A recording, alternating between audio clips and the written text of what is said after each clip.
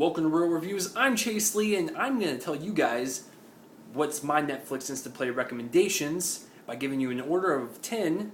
Not really what's better than the other, but I'm going to give you guys movies that aren't necessarily popular, but maybe ones you've heard about or you've been very curious about.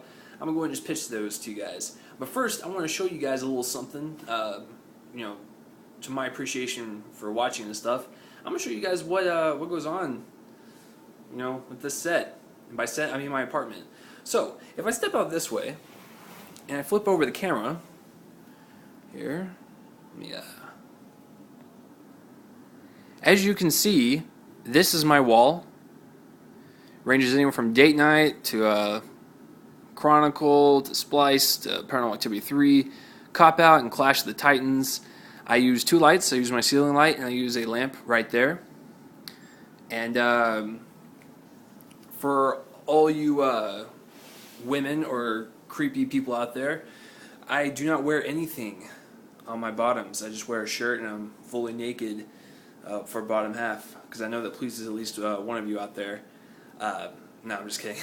I wear athletic shorts. I'm very, very cozy. Yeah. I wear a nice shirt, and I'm very cozy on the bottom half. But if you guys want to be naked, just let me know. But I have my list here, and let's start off with a television show that I actually found out about the other day, and I really enjoyed it. And I'm going to actually combine two shows together, Freaks and Geeks and Undeclared. Freaks and Geeks was created by Paul Feig, who directed Bridesmaids, and it was executive produced by Judd Apatow. And he's made 40-Year-Old Virgin, Knocked Up, and he's produced like Superbad, Freaking Sarah Marshall, and all that other stuff. It's a really funny show. It's got Seth Rogen and James Franco and Jason Segel, and it's like where they got their start, and I really enjoy that show. Undeclared is actually created by Judd Apatow, and Paul Feig has actually come in and directed a couple episodes. Undeclared follows Jay Baruchel, or Baruchel, or whatever, sorry, Jay Baruchel, and Seth Rogen's in there, and it's got basically the whole Apatow crew again, and I really enjoyed it. It was a really nice comedy. It's got Judd Apatow taste to it, so I enjoyed it. What can I say? Number 9, I'm going to have to say The Fourth Kind. This is actually, a lot of people hate this movie. I actually find it semi-creepy. Like, this is a movie that actually got under my skin. It's about aliens, and they basically take a more realistic approach to it, and I'm totally fine with that as long as they pull it off. I thought they pulled it off very smoothly. It's not a great movie, but it got under my skin, and I actually really enjoyed it when I saw it in theaters, and I own it, and I really enjoy it like now, so I recommend that one. Coming at number 8 is Blue Valentine, that is directed by Derek Cianfrance, and it's got Ryan Gosling and Michelle Williams.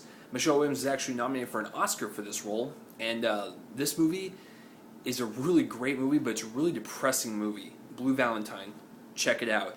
And if you really like it, go see The Place Beyond the Pines. That's also directed by Derek Cianfrance, and it's got Ryan Gosling in it too, and it's a very depressing movie, but it's a damn good movie. It's a very solid movie. Number 7, I have to say God Bless America. This is directed by Bobcat Goldthwait, or however you say his name.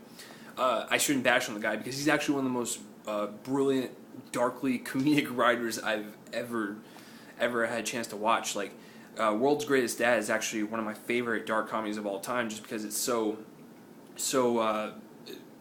smartly written and very clever and it's very dark, but it's so funny and it works, and you like some characters and you hate some characters, and it's just great. And God Bless America is about a guy that hates stupid people, and like reality television gets to him, and like just stupid people in general. He goes out and kills people.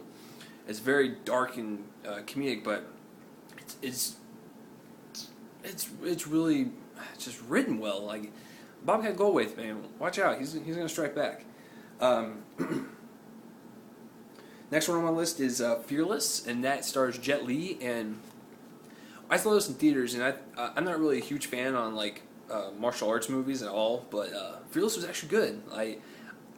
I compared it to like just a solid movie. It is a very solid movie. It's got great fight sequences, and it was one of Jet Li's like last like movies where he did most of his stunts and stuff, and I really enjoyed it in theaters, and I really enjoy it now. I own it on DVD, but I would check that once in the foreign section. For documentaries, The People versus George Lucas. This is actually one of my favorite documentaries on Netflix. The movie is basically the first half praising George Lucas for creating Star Wars episodes 4, 5, and 6, and then the second half is how they despise him for making 1, 2, and 3. So it's like a love-hate thing, but it's like 2 hours of just back and forth, and like how they love him so much and how they hate him so much, and it was just really interesting, and it'll keep your attention. Next one on my list is Irreversible. This is the French film that I recommended a while back, and it's on there, and it is a very disturbing movie, and be forewarned, it's got a very graphic rape scene, but the movie is constructed so well, and it's actually one of my favorite French movies now. I actually like French movies. They're actually like some of my favorite types of foreign movies. So I would highly recommend it. It's really graphic, but if you like good story and you just like intricate filmmaking and very different filmmaking, I would check that out. Next one on my list is Bug, and this one stars Michael Shannon, and it's directed by William Friedkin, and he directed The Exorcist and Killer Joe from last year. Now, Michael Shannon is a force to be reckoned with. He was great in Man of Steel, and he's great in this one too. Like, he plays someone with paranoia like super well, and I applaud him for that. And Bug's just one of those hidden gems that like it kind of gets under your skin too. It just takes you along for this like epic ride, and it just doesn't let go. Next one.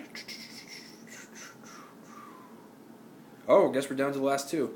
Private Parts. Now, this is the movie starring Howard Stern, and its DVD cover is Howard basically naked in front of a New York building, and you look at the cover and you're just like, this is going to be like a really bad movie. It's actually one of my favorite movies of all time now. It's actually the most... It's a very well done biography of his life, and I wasn't expecting it at all. I was expecting like some really crappy comedy, but it's actually like a really good drama based on his life, and I really enjoyed it. Like, I enjoyed it more than I should, but it's a great movie. That one's one of my highest ones. Check that one out. It's Howard Stern, about his life, how he became the mogul, radio mogul he is today, and man, it just blew my mind of how different it was and how off guard it took me, because I thought it was going to be just some crappy comedy, but it turned out to be a really, really good biography of his life. Now, number one is Cabin in the Woods. And if you have not seen this, this is written by Joss Whedon, who directed The Avengers, and he's created Buffy the Vampire Slayer. And it's also written by Drew Goddard, who wrote Cloverfield. Now, these guys wrote Cabin in the Woods in a weekend, and it's one of the most clever spoof horror movies I have ever seen. It is expertly done. It was one of my favorites of last year. I've seen it 4 times now. I'm getting kind of tired of it, but... it's a very well-made movie. It's got Chris Hemsworth in it before he did Thor.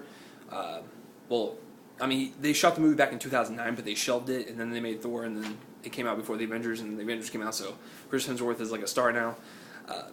But I highly recommend that one. So, run down the list again. Cabin in the Woods, Private Parts, Freaks and Geeks and Undeclared, God Bless America, The People vs. George Lucas, Blue Valentine, Irreversible, Fearless, The Fourth Kind, and Bug. Those are my Netflix Instaplay recommendations. If you guys like this show, just let me know, and I'll start doing more Netflix Instaplay recommendation episodes. What are some of your favorite Netflix movies on right now? Comment on that place that's right below my face. And do you like any on these lists? There's a lot on here, but I had to pick 10. Do you like any on that list that I mentioned? You want to go check one out? Just let me know. But thanks for watching Real Reviews. I'm Chase Lee, and tune in next time for whatever I review next. See you guys later.